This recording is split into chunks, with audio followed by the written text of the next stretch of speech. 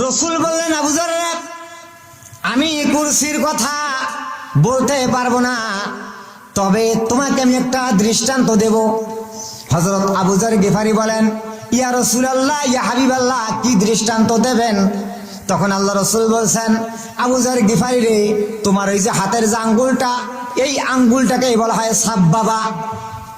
এই সাববাবা নামক যে আঙ্গুলটা, ওই আঙ্গুলের মধ্যে যে একটা তোমার আংটি আছে, এই আংটি যদি একটা বিশাল একটা দুনিয়ার জমিনের মধ্যে, একটা খোলামেলা মাঠের মধ্যে, ময়দানের মধ্যে মাঝ বরাবর আংটিটা রেখে দাও, দেওয়ার পর মাঠের কিনারায় গিয়ে আংটিটাকে তুমি কতটুকু দেখতে পাবে?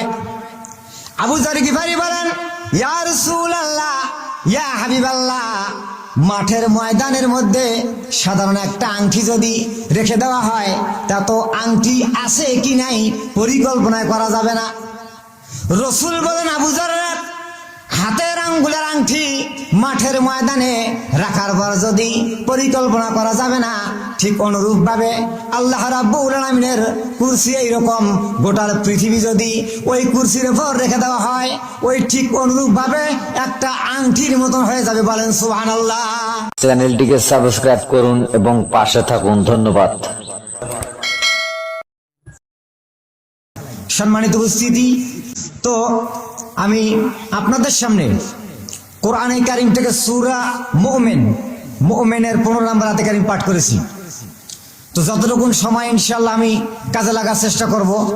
তো তাফসিরে কোরআন মাহফিলে আসতে পেরে আপনারা খুশি নে বেজার? খুশি নে বেজার? খুশি যদি হন, জনহন খুশি, আওয়াজ দিতে হবে বেশি, ঠিক কিনা? তো আপনারা সকলে একটু নাড়া দেবেন।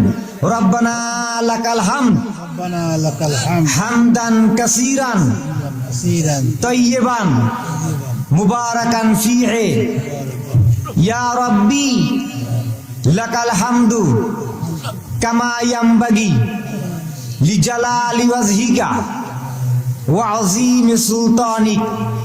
আমরা আল্লাহ পাকের কাছে শুকর আদায় করে নিলাম। আরেকবার বলি আলহামদুলিল্লাহ। আলহামদুলিল্লাহ। পৃথিবীতে অসংখ্য কিতাব আছে, একটা কিতাবের মধ্যে এরকম কোন মজলিসের যখন বক্তব্য হয়, ওই একটা কিতাবের মধ্যে নাই যে যখন এই ত্রিপিটক, রামায়ণ, মহাভারত পড়া হয় তখন কান লাগায় শোনো। একমাত্র আছে কোরআনে কারিমে। কোরআনে কারিমের উপর আর কোন কিতাব আছে নাই। যেগুলো আসছে সব রহিত হয়ে গেছে, সব বাতিল, ক্যান্সেল। আছে কোরআন, থাকবে কিয়ামত পর্যন্ত। তো কোরআনেই বলা হয়েছে, যখন তোমাদের সামনে কোরআনে কারিম তেলাওয়াত করা হয়, পাঠ করা হয়, তখন তোমরা খুব গুরুত্বপূর্ণ সহকারে শোনো। বলেন সুবহানাল্লাহ। এই জন্য মানুষ কিন্তু 3 জায়গায় যায় না, 3টে জায়গায় মানুষ যায় না, আল্লাহ পাক জোর করে নিয়ে যায়। ওই 3 জায়গায় না নিয়ে আল্লাহ পাক কোরআনের মাহফিলে আসার জন্য তৌফিক ইনায়াত করছে। এই জন্য আমরা শুকর আদায় করবো কার? আল্লাহ পাকের। কোন কোন 3 জায়গায়? 1 নাম্বার, মানুষ, একটা ভালো মানুষ কোনোদিন হসপিটালে যায় নাই, গেছে? যে বলছে যে ডাক্তার সাহেব আমাকে 3টে দিনে ভর্তি করে রাখুন, গেছে? যায় নাই। রুগী হয়, রুগীর সাথে যখন আমরা যাই, তো ওষুধটা কে দেয়? আল্লাহ দেয়। ওষুধ দেয় নাই, দিছি শরীর সুস্থ রেখে রাখছেন কে? আল্লাহ পাক। তো শরীর সুস্থ রেখে কোরআনে মাহফিল আসার জন্য তৌফিক ইনায়াত করছে। এই জন্য শুকরিয়া দেবে কার? আল্লাহ পাকে। 2 নাম্বার, একটা ভালো মানুষ কোনোদিন গিয়ে বলে নাই যে ওসি সাহেব 3 মাস আমাকে হাজতে রাখুন, গেছে? মার্ডার কেসের আসামি ধরা পায় না, ভালো মানুষ যাইবে? তাই যে জেলখানা তো আল্লাহ নেয় নাই, নিচে কোথায়? কোরআনের মাহফিলে। 3 নাম্বার, মানুষ তো জানে মারা যাবে, তো মারা যাওয়ার পরে কবরস্থ হবে। তো আমরা বাড়ি, গাড়ি, ব্যাংক ব্যালেন্স, যত অসংখ্য কিছু তৈরি করেছি, তো একটা দিন কি পরীক্ষা করেছি? যা চাই একটা দিন অন্তত কবর খোঁড়ে একটা রাত কাটে আসি জীবিত মানুষ। এরকম কি নজির পাওয়া গেছে? যায় নাই। তো ওই না নিয়ে আল্লাহ পাক কোথায় নিয়েছেন? কোরআনের মাহফিল। এই জন্য আমরা আল্লাহ পাকের কাছে কি করব? শুকরিয়া আদায় করব। যদি আপনি আল্লাহর শুকরিয়া আদায় করেন আর আল্লাহর স্মরণে থাকেন, তো আপনি যে পজিশনে আছেন, যে মর্যাদায় আছেন, যে সম্মানে আছেন, আল্লাহ পাক আপনাকে দ্বিগুণ অনেক গুণ, বহু গুণ বাড়া দেবে। বলেন সুবহানাল্লাহ। যদি আল্লাহ শুকরিয়া আদায় করেন। আর যদি শুকরিয়া আদায় না করেন, নিজের ইচ্ছা মতো চলেন, দুনিয়া কামা ঝাললে দুনিয়া তো ভারী হে, খাওয়া দাওয়া ফুর্তি করো, দুনিয়াটা মস্ত বড়, তাহলে কিন্তু আল্লাহ পাক কি করবেন? মস্ত বড় শাস্তি দিবেন। মানে মোমেন মুসলমান দাবি করলে একমাত্র আল্লাহ পাকের হুকুমে, আল্লাহর স্মরণেই কি করতে হবে? জীবনটাকে পরিচালনা করতে হবে, তাহলে আল্লাহ পাক অন্য সাইড দিয়ে বাড়ায় দিবেন। কোরআনে কারিমে আল্লাহ রাব্বুল আলামিন বলেন, লাইন শাকারতুম লাযিদান্নাকুম ওয়া লাইন কাফারতুম ইন্না আযাবি লাশাদীদ। আল্লাহ রাব্বুল আলামিন বলেন, বান্দারে বাড়ি দিয়েছি, গাড়ি দিয়েছি, টাকা দিয়েছি, পয়সা দিয়েছি, জোর দিয়েছি, জমি দিয়েছি, জীবন দিয়েছি, যৌবন দিয়েছি, সুন্দর বউ দিয়েছি, ছেলে দিয়েছি, মেয়ে দিয়েছি, এত সুন্দর নেয়ামতের উপভোগ করো আর আমার শুকরিয়া আদায় করো। যদি শুকরিয়া আদায় করতে পারো তো আমি তোমাদের বেশি করে বাড়াই দিব, আর যদি শুকরিয়া আদায় না করো ইন্না আযাবি লাশাদীদ, কি করবে? মস্ত বড় শাস্তি দেবে। তাহলে শুকরিয়া আদায় করার দরকার আছে কি নাই? আছে। তো আমি আপনাদের সামনে মূল আলোচনায় আসি। মূল আলোচনা হচ্ছে সূরা আল মুমিনের 15 নম্বর আয়াত। সূরাটার নামেরও কথা বলতে পারলাম না, খুবই সময়, মানে কথাগুলো বলতে গেলে আমি কি বলবো, এই মাহফিলটা দিয়ে থেকে আমি যে টেনশনে আছি তা বলা চলে না। আজকে এই জায়গায় যে আমি কথা বলছি, এটা কিন্তু কথা বলার এটা আমার ইচ্ছা নয়। আজকে যার উসিলায় আমি কথা বলছি, আজকে তিনি নাই। আমার মাথার মুকুট ছিলেন মাওলানা আতাউল্লাহ সরকার, মরহুম মাওলানা আতাউল্লাহ সরকার, নওয়ারাল্লাহু মারকাদাহু ওয়া জান্নাতুল মিসাহু। আল্লাহ পাক তাকে যেন জান্নাতুল ফেরদাউসের বাদশা হিসেবে কবুল করে, এটাকে আমরা বলি আমিন। কারে দেওয়ার জন্য। তো মূল আলোচনা আল্লাহ পাক এখানে বলছেন, রফিউদ দারাজাতে যুল আরশ ইউলকি রুহা মিন আমরিহি আলা মান ইয়াশাউ মিন ইবাদিহি লিয়ুনজিরা ইয়াউমাত তালাক। সূরা মুমিন আয়াত নাম্বার 15। অর্থ আসি, রফিউদ দারাজাতে যুল আরশ, এর মানে হচ্ছে তিনি হচ্ছেন সুউচ্চ মর্যাদার আরশের মালিক। সুবহানাল্লাহ। তিনি কিসের মালিক? আরশের মালিক। এখন ইউলকি রুহা মিন আমরি আলা মান ইয়াশাউ, ওই আল্লাহ পাক বলছেন তিনি তার বান্দার মধ্যম থেকে যাকে ইচ্ছা, যেহেতু তিনি আরশের মালিক, যাক ইচ্ছা তাকে এই কোরআনের মাহফিলে বসাইছেন, তাকে এই কোরআনের মাহফিলে বিভিন্ন সম্মান দিয়েছেন। যাক ইচ্ছা তাকে জ্ঞান দিয়েছেন, বিবেক দিয়েছেন, হিকমত দিয়েছেন। এটা নিজের ইচ্ছায় চাইলে হবে না। অনেক এখানে কি মানুষ তা 10 গুণ মানুষ ওদিকে ঘুরে বেড়াচ্ছে। তা আল্লাহর হুকুমেরও তো ব্যাপার আছে, আছে কি নাই? আল্লাহ পাক বলছে যাক ইচ্ছা আমি তাকে এই জ্ঞান দিয়েছি, বিবেক দিয়েছি, হিকমত দিয়েছি, এবং কি নবুয়ত দিয়ে নবী বানিয়েছি। বলেন সুবহানাল্লাহ। এখন বান্দা শব্দতে দুটি ব্যাখ্যা আছে, দুই দিকে দুই উস্তাজি আছে। আমার কিন্তু তেমন এলেম কালাম নাই। 10 বছর শ্রম দিয়েছি আমার ওস্তাজির পিছে, বই ঘাটি ইনশাল্লাহ বইটা স্টাডি করেছি। তো দুটি ব্যাখ্যা আছে। 1 নাম্বার, বান্দা মানুষের মাধ্যম থেকে আল্লাহ পাক যাক পছন্দ তাক জ্ঞান বিবেক হিকমত দিয়ে নবুয়ত দিয়ে নবী বানাইছে। 1 নম্বরের কথা বলি। আচ্ছা, নবীজি আসার আগে কাবা শরীফ ধ্বংস করার জন্য আসছিল, নাম কি বলেন তো? আব্রাহার ক্লিন্টন বাদশা, যার কথা সূরা ফিলের মধ্যে বলা হয়েছে। তো আল্লাহ ইচ্ছা করলে ওই আব্রাহাল ক্লিন্টন বাদশা তো মানুষ, নবুয়ত দিয়ে নবী বানাতে পারতেন কিনা? পারতেন। অত নবুয়ত দেয় নাই, পছন্দ করে নাই। তা আল্লাহ পছন্দ করলেন কাকে? মুহাম্মাদুর রাসূলুল্লাহ সাল্লাল্লাহু আলাইহি সাল্লামকে। তা আল্লাহ এখানে পছন্দ করছে মানুষ হিসেবে। এরপর আরেকটা দেখেন, বান্দা হিসেবে আরেকটা আছে ফেরেশতা। ফেরেশতাদের মধ্যে আল্লাহ পাক যা ইচ্ছা তাকে এই যে নবীর মাধ্যমে যেন ওহী নিয়ে আসতে হবে, বিভিন্ন সময় বিভিন্ন সমস্যা, যত প্রকার কাফের বেঈমানদের প্রশ্নের সম্মুখীন হবে, এই কথাবার্তাগুলো নবী উত্তর দেবে কার কথা পেয়ে? আল্লাহ পাকের কথা পেয়ে। তো এই ফেরেশতাদের মধ্যে আল্লাহ পাক পছন্দ করলেন কাকে? হযরতে জিবরাইল আলাইহিস সালামকে। তো এই যে এখানে বান্দা থেকে নবী আর বান্দা থেকে কি? হযরতে জিবরাইল। তো এখন মূল কথা আছে আরশের মালিক তিনি। এখন আরশ মানে কি? আরশ আর কুরসি দুটি ব্যাখ্যা। তো আরশ এটা তাফসিরে ইবনে আব্বাস বর্ণনা করেছেন। তিনি বলেছেন যে আল্লাহ পাকের আরশটা এত বড় যে পশ্চিম দিক থেকে পূর্ব দিক অথবা উত্তর দিক থেকে দক্ষিণ দিক, এটা যদি যাইতে লাগে, কেউ যদি ভ্রমণ করতে চায়, এটা সময় লাগবে 50,000 বছরের সমান। বলেন সুবহানাল্লাহ। এটাকে বলে আরশ। আর কুরসি এক ব্যাখ্যা পেয়েছি আমি, আল্লাহ পাকের পা মোবারক, কুদরত পা মোবারক রাখার স্থান, যেটা চেয়ার বলা হয়। আমরা আয়াতুল কুরসি পড়ি না, ওই জায়গায়। তো হযরতে আবু যর গিফারি রাদিয়াল্লাহু তাআলা আনহু, নবীজির একজন সাহাবী, তিনি নবীজিকে কুরসি সম্পর্কে প্রশ্ন করছিলেন যে হুজুর, কুরসিটা কি, এটা কত বড় বলতে পারবেন? তো আল্লাহ রাসূল বলছেন যে না, এটা আমি বলতে পারবো না, তবে এটার একটা দৃষ্টান্ত দেব। এই যে দৃষ্টান্ত কিন্তু আল্লাহ রাসূল বলছে, এখানে দৃষ্টান্তের কথা বলছেন না, এখানে কিন্তু আল্লাহ পাক আল্লাহ রাসূল কিন্তু এখানে আল্লাহ রাসূল বলে নাই যে আমি আইডিয়া করে বলবো। দৃষ্টান্ত উদাহরণ এক জিনিস, আর আইডিয়া আন্দাজ আরেক জিনিস। আইডিয়া করি কারা বলে?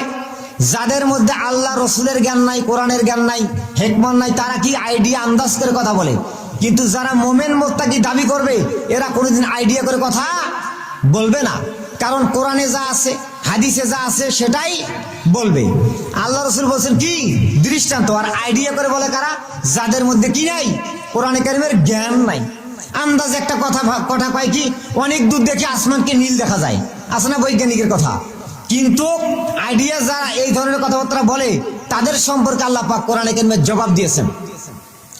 আল্লাহ রাব্বুল আলামিন বলেন, ওয়ামা লাহুম বিহি মিন ইলমিন ইয়াত্তাবিউনা ইল্লায-যন্না ওয়া ইনদায-যন্না লা ইউগনি মিনাল হাক্কি শাইয়্যা।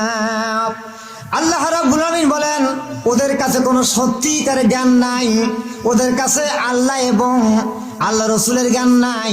ওরা তো আন্দাজ এবং অনুমানে ব্যবহার করে চলে, আর আন্দাজ অনুমান কোনোদিন সত্যের প্রয়োজন মিটাইতে পারবে না, ঠিক কিনা? আইডিয়া আন্দাজ কখনো সত্যের প্রয়োজন, হকের প্রয়োজন মিটাইতে পারবে না। আমার ভাইয়েরা, বিশ্বনবী জনাবে মুহাম্মদুর রাসূলুল্লাহ সাল্লাল্লাহু আলাইহি সাল্লাম যখন হযরতে আবু যর গিফারি রাদিয়াল্লাহু তাআলা আনহু এই কথা বলছেন, হুজুর কুরসি শব্দের অর্থ কি, এটা কতটা বড় ধরনের? রাসূল বললেন, আবু যর, আমি কুরসির কথা বলতে পারবো না, তবে তোমাকে আমি একটা দৃষ্টান্ত দেব। হযরত আবু যর গিফারি বলেন, ইয়া রাসূলুল্লাহ, ইয়া হাবিবাল্লাহ, কি দৃষ্টান্ত দেবেন? তখন আল্লাহ রসুল বলছেন, আবু যর গিফারি রে, তোমার ওই যে হাতের যে আঙ্গুলটা, এই আঙ্গুলটাকে বলা হয় সাববাবা।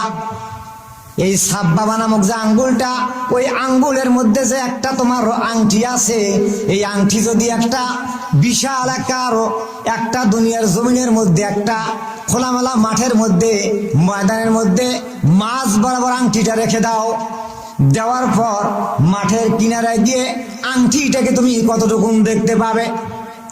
আবু যর গিফারি বলেন, ইয়া রাসূলুল্লাহ, ইয়া হাবিবাল্লাহ, মাঠের ময়দানের মধ্যে সাধারণ একটা আংটি যদি রেখে দেওয়া হয়, তা তো আংটি আছে কি নাই পরিকল্পনা করা যাবে না। রাসূল বলেন, আবু যর, হাতের আঙ্গুলের আংটি মাঠের ময়দানে রাখার পর যদি পরিকল্পনা করা যাবে না, ঠিক অনুরূপ ভাবে আল্লাহ রাব্বুল আলামিনের কুরসি এইরকম গোটা পৃথিবী যদি ওই কুরসির উপর রেখে দেওয়া হয়, ওই ঠিক অনুরূপ ভাবে একটা আংটির মতন হয়ে যাবে। বলেন সুবহানাল্লাহ, চিৎকার করবেন আল্লাহু আকবার। এই হচ্ছে সেই আরশ এবং কুরসি। তো আল্লাহ পাক যাকে কি বললাম, সেই আরশ কুরসির মালিককে রফিউদ দারাজাতে যুল আরশ, যাক পছন্দ। এখন এই পছন্দ করছেন কাকে? হযরতে জিবরাইলকে, ফেরেশতার দিক দিয়ে। তো জিবরাইলকে পছন্দ করেছেন, তিনি এইরকম করে আল্লাহ রসুলের কাছে ওহী নিয়ে আসতেন, বিভিন্ন সমস্যা নিয়ে আসতেন। এরকম আস্তে আস্তে আস্তে আস্তে আস্তে কি করতেন? আস্তে আস্তে হযরতে জিবরাইল আলাইহিস সালাম কিতাবের মধ্যে আসছে, হযরতে আদম আলাইহিস সালামের কাছে আসছেন 12 বার। কয়বার? 12 বার। এরপর হযরতে নূহ আলাইহিস সালামের কাছে আসছেন 50 বার। এরপর হযরতে ইব্রাহিম আলাইহিস সালামের কাছে আসছেন 42 বার। এরপর হযরতে ইয়াকুব আলাইহিস সালামের কাছে আসছেন 4 বার। এরপর হযরতে মুসা আলাইহিস সালামের কাছে আসছেন 400 বার। এরপর হযরতে ঈসা আলাইহিস সালামের কাছে আসছেন 13 বার। এরপরে নবী মুহাম্মদুর রাসূলুল্লাহ সকলেই বলি সাল্লাল্লাহু আলাইহি ওয়াসাল্লামের কাছে আসছেন একবার নয়, দুবার নয়, 24,000 বার। বলেন সুবহানাল্লাহ। এই 24,000 বার যখন আল্লাহ রাসূল আসছে, এটার পিছনে কথা আছে। জমিন থেকে এক আসমানের দূরত্ব 500 বছরের রাস্তা, ঠিক কিনা? তাহলে 7টা আসমান, তা 5 7 3500 বছরের সমান রাস্তা জিবরাইল চোখের পলকে আসেন। এই জন্য আল্লাহ পাক রফিউদ দারাজাতে জুল আরশ বান্দার মধ্যে ফেরেশতার মধ্যে তাকে পছন্দ করেছেন, সুবহানাল্লাহ। তো এইটা এইভাবে করে 24,000 বার আসার জিন্দিগিতে হযরতে জিবরাইল আল্লাহ রসুলকে এরকম কথা বলতে বলতে বলতে একদিন প্রশ্ন করছিলেন যে হুজুর, আমি একটা আপনাকে প্রশ্ন করতে চাই, বলবো কি? জিবরাইল বলতেছে, রসুল বলছেন জিবরাইল বলো, কি বলবে? তা জিবরাইল বলছেন যে হুজুর, আমি একটা প্রশ্ন করব, আপনি মাইন্ড করেন না, আগে বললাম কিন্তু যে ঠিক আছে মাইন্ড করো না, বলো। তা জিবরাইল বলছে হুজুর, বলতে চাচ্ছি যে আপনার বয়স কত? জিবরাইল জিজ্ঞেস করছে নবী, হুজুর আপনার বয়স কত? জিবরাইল এই কথাটা বলে নিজ দিকে দৃষ্টি করেন আর মুস্কি মুস্কি হাসে যে এটা আমি সাধারণ একটা প্রশ্ন করলাম, দেখি কি কয়। তখন আল্লাহ রসুল বলছেন যে জিবরাইল, এই উত্তরটা দেব, তার আগে আমি একটা বলি, যে বলো জিবরাইল আমার বয়স কত জিজ্ঞাসা করছো? আচ্ছা জিবরাইল বলো তো তোমার বয়স কয়দিন? আচ্ছা বয়স কত আর কয়দিনের মধ্যে ডিফারেন্স আছে না নাই? জিবরাইল অবাক। জিবরাইল চিন্তা করলেন যে আমি রসুলকে জিজ্ঞেস করলাম হুজুর আপনার বয়স কত হবে এ যাবত এই পর্যন্ত, তা হুজুর আমাকে পাল্টা প্রশ্ন করলেন জিবরাইল তোমার বয়স কয়দিন? কেমন কথা? আরে আদম থেকে শুরু করে আমি এত নবীর কাছে ওই নিয়ে আসলাম আর হুজুর আমাকে জিজ্ঞেস করে মানে? হযরতে জিবরাইল বলেন, জিবরাইল বলতেছেন ইয়া রাসূলুল্লাহ, ইয়া হাবিবাল্লাহ, আমার বয়স কত কয়দিন এটা আমি বলতে পারবো না, তবে আমি এটার একটা দৃষ্টান্ত দেব, একটা জিনিসের কথা বলবো যেটা আমার মনে আছে। রসুল বললেন জিবরাইল কি বলবে? জিবরাইল বলতেছেন ইয়া রাসূলুল্লাহ, ইয়া হাবিবাল্লাহ, যখন আল্লাহ রাব্বুল আলামিন আমাকে সৃষ্টি করেছেন তখন সৃষ্টি হওয়ার পরেই আমি আরশের মহল্লার মধ্যে একটা ছোট্ট তারকাকে দেখতে পেয়েছি। এই তারকাটাকে আমি যখন দেখলাম, এই তারকাটা ওই আরশের মহল্লার মধ্যে 70,000 বছর ছিল। আবার যখন ডুবায় গেলেন তখন 70,000 বছর ডুবায় ছিল। যখন তারকাটা একবার উদিত হয় তখন 70,000 বছর এরকম থাকে, আর যখন অস্তগামী হয়ে যায় এরকম যখন ডুবায় যায় তখন 70,000 বছর ডুবায় থাকে। জিবরাইল বলতেছে ইয়া রাসূলুল্লাহ, ইয়া হাবিবাল্লাহ, এখন আপনি হিসাবটা বাইর করেন, এই তারকাটাকে আমি একদিন নয় দুদিন নয়, এই তারকাটাকে আমি 72,000 বার উঠা এবং ডুবা দেখছি, বলেন সুবহানাল্লাহ। যখন একবার থাকে 70,000 বছরের সমান থাকে, যখন ডুবায় যায় কত হাজার বছর? 70,000 বছর। হুজুর একদিন নয় দুদিন নয়, 72,000 বছর, এই 72,000 বার এই আমি তারকাটাকে উঠা এবং ডুবা দেখছি। এখন আপনি হিসাবটা বার করেন তো জিবরাইলের বয়স কত? রসুল বললেন জিবরাইল, যখন তুমি প্রথম ওই তারকাটাকে দেখতে পেয়েছো, যখন আল্লাহ রাব্বুল আলামিন তোমাকে সৃষ্টি করেছেন, করার পর যে তারকাটাকে তুমি দেখতে পেয়েছো 70,000 বছর, ওই তারকা সম্পর্কে তোমার কি কোনো মন্তব্য আছে, কোনো পরিকল্পনা আছে?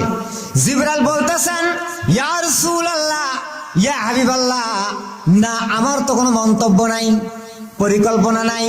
যখন আল্লাহ পাক আমাকে সৃষ্টি করেছেন তখন আমি দাঁড় হয়ে ওই তারকাটাকে দেখতে পেয়েছি। রসুল বললেন জিবরাইল, এই আসমান জমিন পাহাড় পর্বত জমিনটা সৃষ্টি করার 50,000 বছর আগে আল্লাহ রাব্বুল আমিন ওই যে তারকাটাকে তুমি দেখতে পেয়েছো, আল্লাহ রাব্বুল আমিন আমি বিশ্বনবীর রূহ মুবারক সৃষ্টি করেছেন, ওই তারকা ইসলাম আমি নূর এবং রূহ, বলেন সুবহানাল্লাহ। চিৎকার করে আল্লাহু আকবার। দেখছেন তো এই যে এইভাবে করে হযরতে জিবরাইল আল্লাহ পাক পছন্দ করেছে, এটা আমি প্রশ্ন দৃষ্টান্ত দিলাম। তো আল্লাহ পাক এইভাবে করে যখন প্রশ্ন করছেন তে আল্লাহ রসুল এইরকম জবাব দিয়ে দিলেন। তো এরপর আল্লাহ পাক বলতেছে যে আমি ওই বান্দাকে কি দিলাম, যে নবুয়ত দিলাম, যাতে করে সে কি করে, আল্লাহ পাক যাতে করে ওই সে কিয়ামতের দিন, সাক্ষাতের দিন সকলকে সতর্ক করতে পারে, বলেন সুবহানাল্লাহ। এ হচ্ছে মূল আলোচনার সাধারণ প্রেক্ষাপট।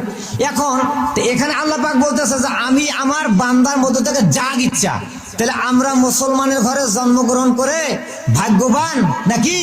আমরা তো ভাগ্যবান। আল্লাহ ইচ্ছা করলে হিন্দুর ঘরও দিতে পারতেন কিনা? তো সেখানে হিন্দুর ঘরে না দিয়ে আল্লাহ পাক আমাদেরকে কোন ঘরে দিয়েছেন? মুসলমানের ঘরে দিয়েছেন, মুসলিম ঘরে দিয়েছেন। এজন্য আমাদের কি, আমাদের তৃতীয় বক্তা থেকে শুরু করে কম বেশি সবাই, আমাদের অতিথি এবং চেয়ারম্যান পর্যন্ত বলে গেছে যে আমাদের যত কিছু ইবাদত করি সমস্ত ইবাদতের মূল ডিউটি হচ্ছে নামাজ। লাগবে কিনা? লাগবে। তো এই যে এখানে তাহলে আল্লাহ পাক পছন্দ করেছে, আল্লাহ রাব্বুল আলামিন পছন্দ করেছে, বিধায় আজকে আমরা কি মুমিন মুসলমান মোত্তাকি গেছি। তো এই জন্য আমরা ভাই, আল্লাহ তো ইচ্ছা করলে আমরা তো মায়ের পেটে আমাদেরকে বিকলাঙ্গ করতে পারতেন কিনা? পারতেন। প্রতিবন্ধী করতে পারতেন। তো সেখানে একটা সুস্থ শরীর নিয়ে আমাদেরকে দুনিয়া পাঠাইছে। তা আল্লাহর হুকুম মানার দরকার আছে কি নাই? আছে।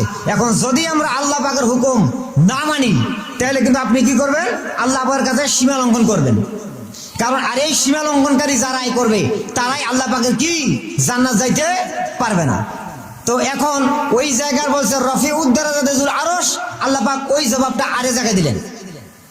আল্লাহ রাব্বুল আলামিন বলেন ফাতাআলাল্লাহুল মালিকুল হাক্কু লা ইলাহা ইল্লাহু ওয়া রাব্বুল আরশিল কারীম। আল্লাহ পাক বলতেছে যে সেই শীর্ষ মহিমাময় সত্তা আল্লাহ পাক, সেই আল্লাহ সুবহানাহু ওয়া তাআলা একমাত্র মালিক, এবং তারই ইবাদত বন্দেগী ছাড়া কারো করা যাবে না। তিনি হচ্ছেন সম্মানিত আরশের মালিক, বলেন সুবহানাল্লাহ। তো ওই আরশের মালিকের হুকুম মানার কি দরকার? অবশ্যই আছে। এখন যদি আমরা এই হুকুমটা আল্লাহ পাকের না মানি, তাহলে আল্লাহর হুকুম যদি অস্বীকার করি, তাহলে কিন্তু আমরা আল্লাহর জান্নাত কি পাবো না। আল্লাহ পাকের হুকুম অস্বীকার করেছেন মিস্টার ইবলিস। ইবলিস অস্বীকার করে, সে সীমা লঙ্ঘন করে সে কারাশ্রয় নিয়েছে। আল্লাহ পাকের হুকুম অস্বীকার করেছেন আদি পিতা আবুল বাশার হযরত আদম আলাইহিস সালামও। তো আদম আলাইহিস সালামও আল্লাহর হুকুমকে অস্বীকার করে সে কারাশ্রয় নিল। এই বিষয়ে কথা হবে ইনশাআল্লাহ। ইবলিসও আল্লাহর হুকুমকে অস্বীকার করেছে, আদম আলাইহিস সালামও আল্লাহর হুকুম অস্বীকার করেছে। আদম আলাইহিস সালাম আল্লাহর হুকুম অস্বীকার করে সে কারাশ্রয় নিল, আর ইবলিস আল্লাহর হুকুম অস্বীকার করে সে কারাশ্রয় নিল। আল্লাহ রাব্বুল আলামিন যখন আদম আলাইহিস সালামকে সৃষ্টি করলেন, করার পরে সমস্ত ফেরেশতাদেরকে ডাইকা বলছেন উসজুদু লি আদামা, সিজদা করো। তো ফাসা জাদু, সবাই সিজদা করলো। আচ্ছা বলেন তো, ফাসা জাদু মানে কারা সিজদা করছে ওই সময়? কারা? ফেরেশতারা। ওই সময় তো মানুষ ছিল না, ফেরেশতা দিয়ে আল্লাহ পাক সিজদা করেছে। ইল্লা ইবলিস সিজদা করলো না। তো আল্লাহ তখন জিজ্ঞেস করলেন যে আমি তোকে বললাম সিজদা করতে, তুই সিজদা করলি না কেন? তখন উনি যুক্তি দিলেন, আর্গুমেন্ট পেশ করলেন, যুক্তি দিলেন যে আল্লাহ ওরে বানাইছেন মাটি দিয়ে, আর আমারে বানাইছেন আগুন দিয়ে। তো আগুনের গতি হলো নিম্নগতি, আর আগুনের গতি হলো ঊর্ধ্বগতি, আর মাটির গতি হলো নিম্নগতি।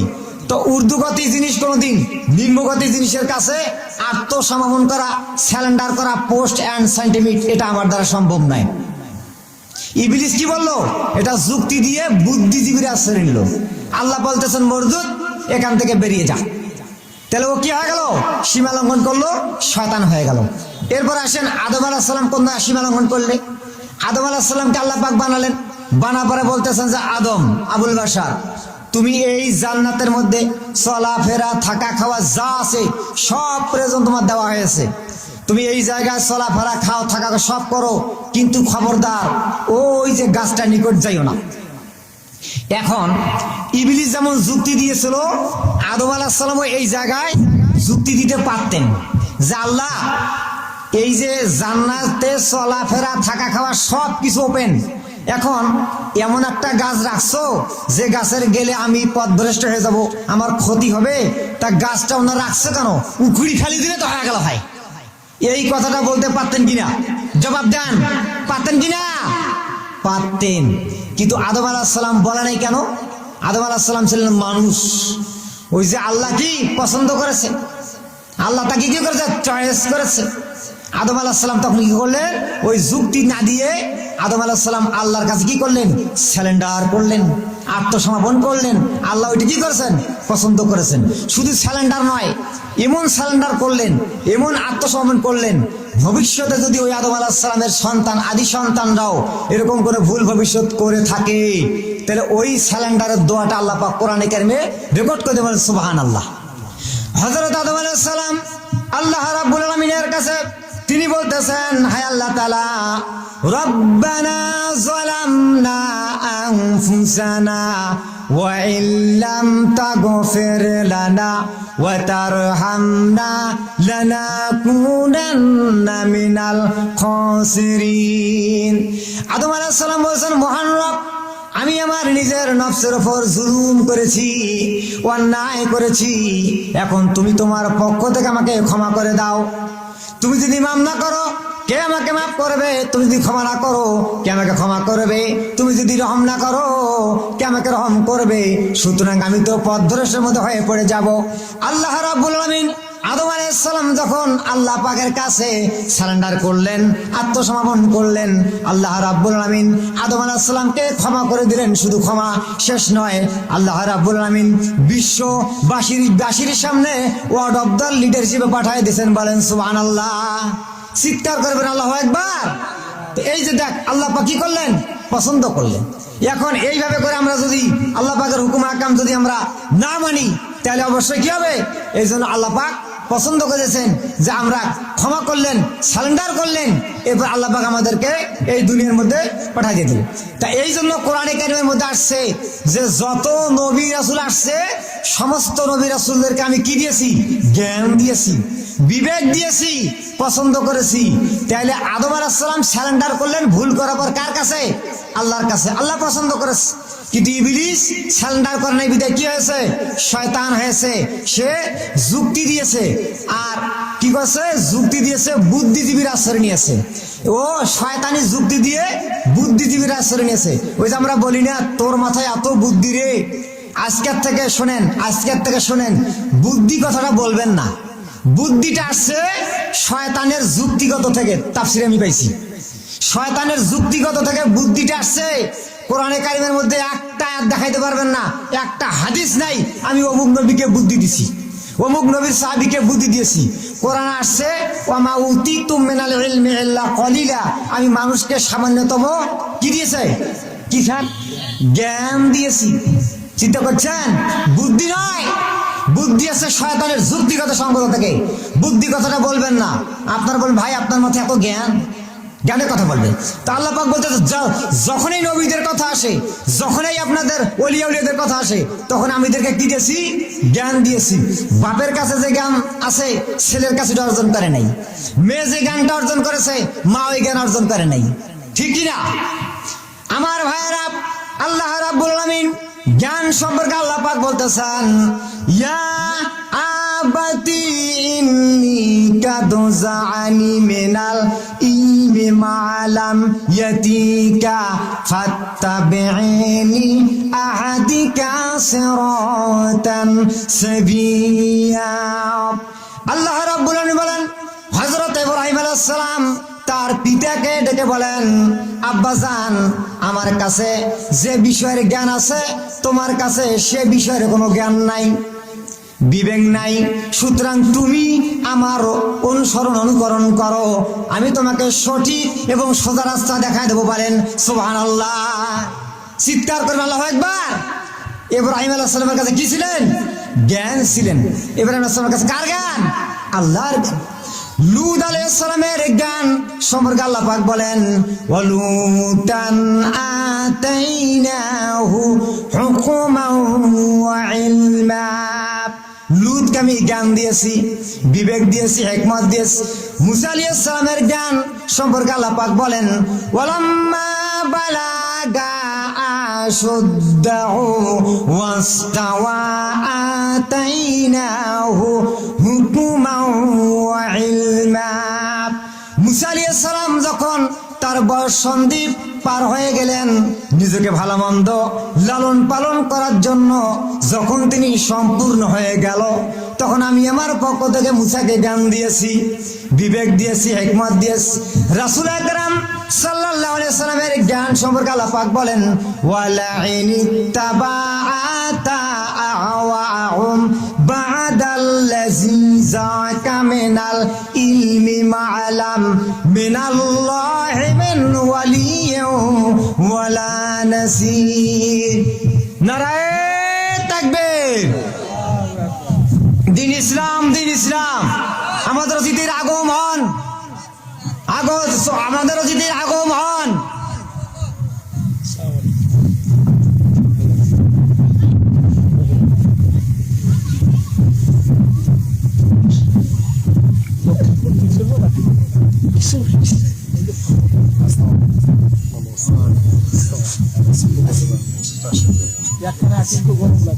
তো এই যে জ্ঞানের কথা বলছি, বিশৃঙ্খলা চেষ্টা করবেন না ভাই। আমি আরেকটা আপনাদেরকে বলবো একটা কথা, যে আমি তো এলাকার লোক, আপনাদের দোয়ায় আজকে আমি এতদূর পর্যন্ত আসছি। আমি খুব চেষ্টা করি, আমি খুব বই পড়ি, আমার চেহারা দেখে না কি হয়েছে। তো এই যে মাঝখানে যেভাবে বসছেন, মানে কারণ বোকা হচ্ছে, তো একটু আগে আসেন ভাই, চাপা চাপা বসেন, এলাকার লোক ভালো হবে। শীতকালের দিন চাপা চাপা বসেন, জায়গাটাও সাক্ষী রাখেন, ইনশাআল্লাহ জায়গাটা সাক্ষী রাখেন। তো এই যে বলছে জ্ঞানের কথা, তাহলে কোরআনে আসছে কিসের কথা? জ্ঞানের কথা। আল্লাহ বলতেছে যে যত নবী রাসূলদেরকে পাঠাইছি আমি জ্ঞান দিয়েছি, হযরত ইব্রাহিম থেকে শুরু করে মুহাম্মদ